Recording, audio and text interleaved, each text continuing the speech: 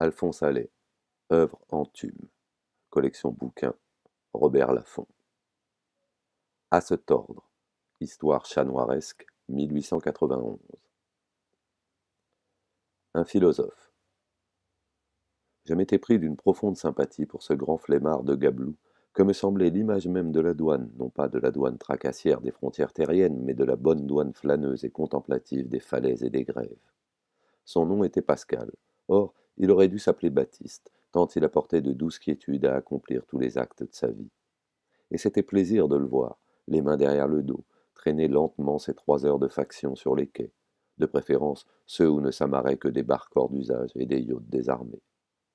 Aussitôt son service terminé, vite, Pascal abandonnait son pantalon bleu et sa tunique verte, pour enfiler une cotte de toile et une longue blouse, à laquelle des coups de soleil sans nombre et des averses diluviennes, peut-être même antédiluviennes, avaient donné ce ton spécial qu'on ne trouve que sur le dos des pêcheurs à la ligne. Car Pascal pêchait à la ligne, comme feu monseigneur le prince de ligne lui-même. Pas un homme comme lui pour connaître les bons coins dans les bassins et appâter judicieusement, avec du ver de terre, de la crevette cuite, de la crevette crue, ou toute autre nourriture traîtresse. Obligeant avec cela, et ne refusant jamais ses conseils aux débutants. Aussi avions-nous lié rapidement connaissance tous deux. Une chose m'intriguait chez lui. C'était l'espèce de petite classe qu'il traînait chaque jour à ses côtés.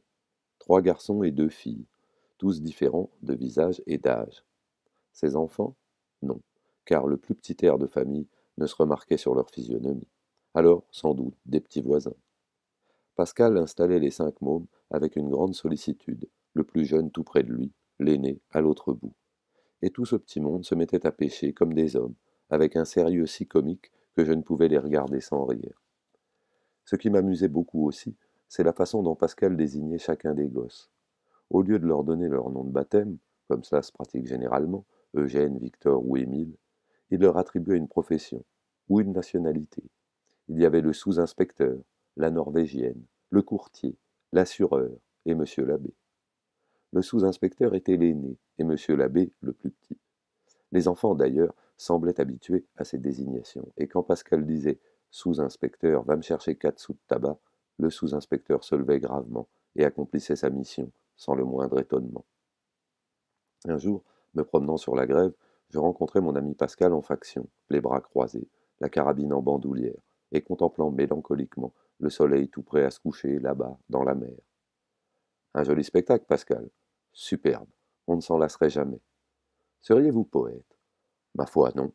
Je ne suis qu'un simple gablou, mais ça n'empêche pas d'admirer la nature. Brave Pascal.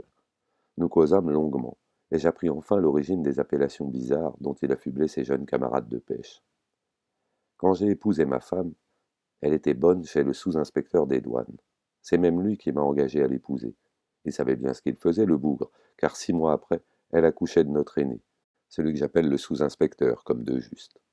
L'année suivante, ma femme avait une petite fille qui ressemblait tellement à un grand jeune homme norvégien dont elle faisait le ménage que je n'eus pas une minute de doute. Celle-là, c'est la norvégienne. Et puis, tous les ans, ça a continué. Non pas que ma femme soit plus dévergondée qu'une autre, mais elle a trop bon cœur. Des natures comme ça ne s'est pas refusé.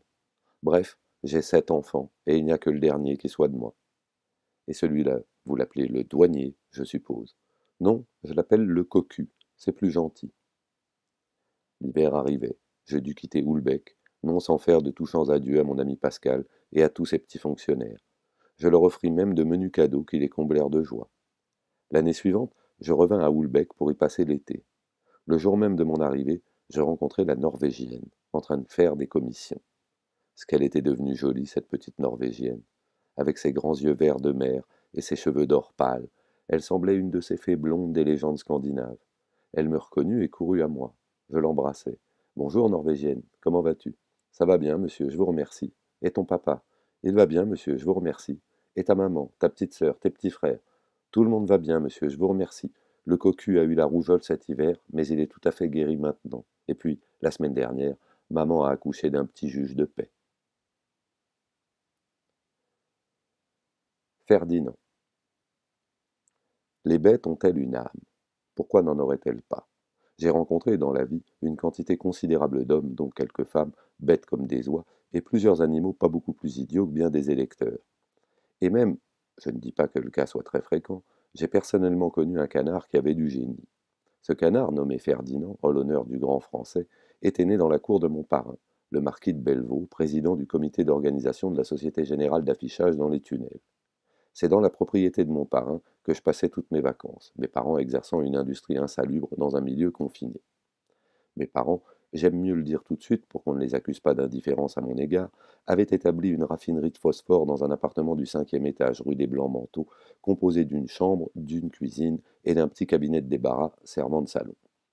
Un véritable Éden, la propriété de mon parrain. Mais c'est surtout la basse-cour où je me plaisais le mieux, probablement parce que c'était l'endroit le plus sale du domaine. Il y avait là, vivant dans une touchante fraternité, un cochon adulte, des lapins de tout âge, des volailles polychromes et des canards à se mettre à genoux devant tant leur ramage valait leur plumage. Là, je connus Ferdinand, qui, à cette époque, était un jeune canard dans les 2 ou 3 mois. Ferdinand et moi, nous nous plûmes rapidement.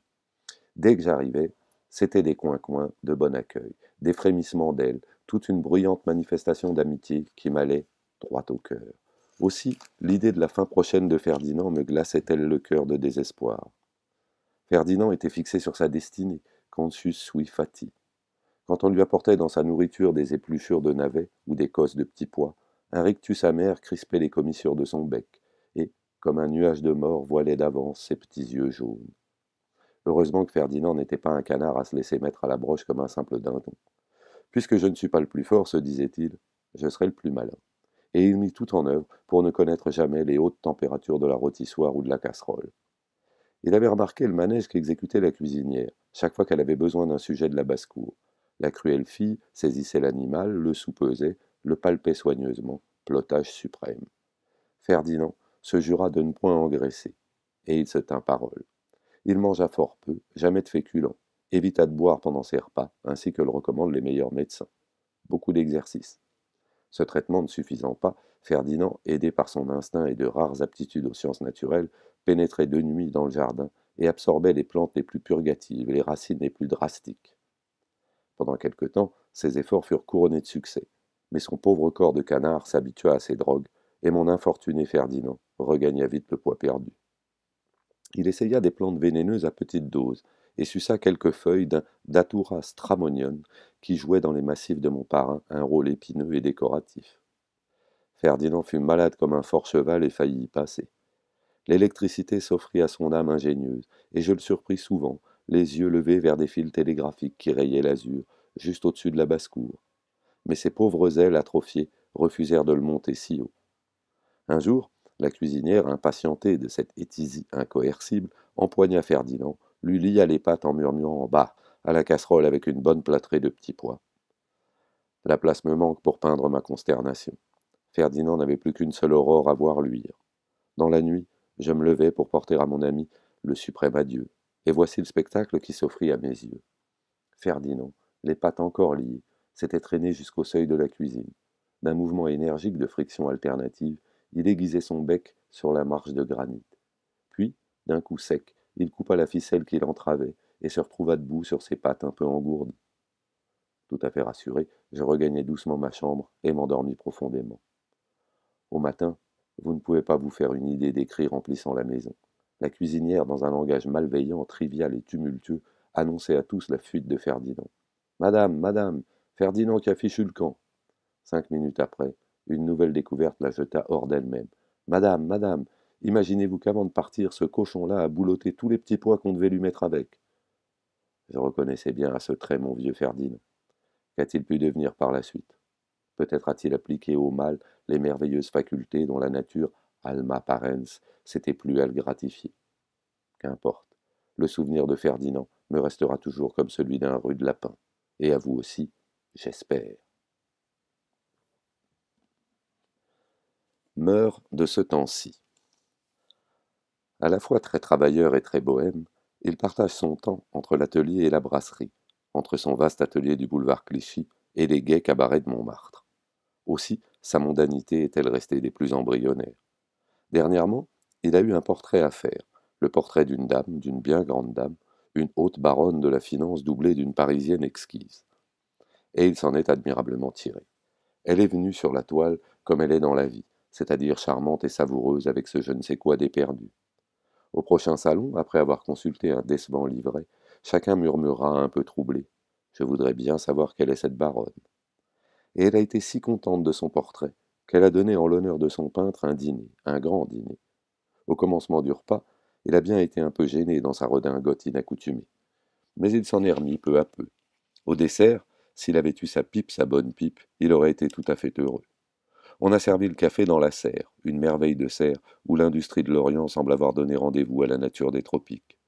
Il est tout à fait à son aise maintenant, et il lâche les brides à ses plus joyeux paradoxes que les convives écoutent gravement, avec un rien d'ahurissement.